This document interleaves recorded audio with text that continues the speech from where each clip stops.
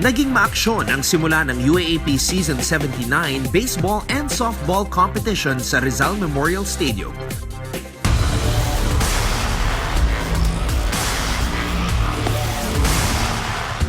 Kung saan sinimulan ng DLSU batters ang kanilang title defense against the UP Maroon backers.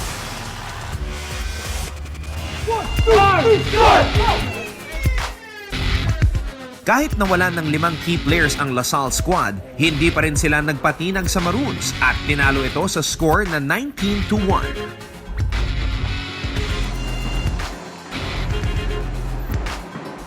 Advantages are, we know naman that we're a strong team. Now when we step on the field, ready kami na makipaglaban talagang to play hard, to play our best. Actually, we lost few key players also last year.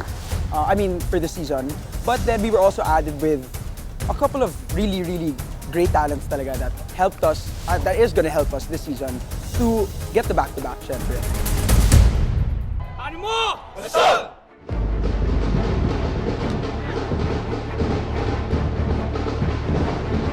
At upang umangat sa UAAP Baseball Tournament this season, lahat ng teams ay dumaan din sa matinding preparasyon.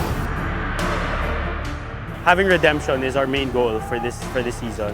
I just personally want to do my best, try to get that championship back to the Ateneo. Ateneo! One big fight!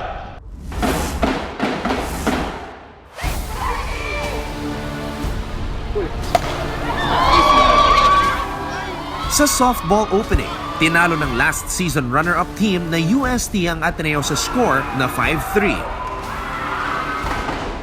Kung nung nakaraang season, nabigo ang UST na pigilan ng 6-peat championship ng Adamson matapos silang matalo sa finals, ngayon naman ay mas handa na ang buong UST softball team na magpakitang gilas at makabalik muli sa championship round.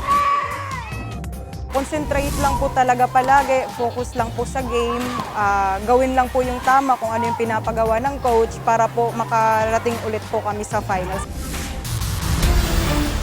Pero spotless pa rin ang record ng 6-time UAAP champions Adamson Lady Falcons with 6 straight wins.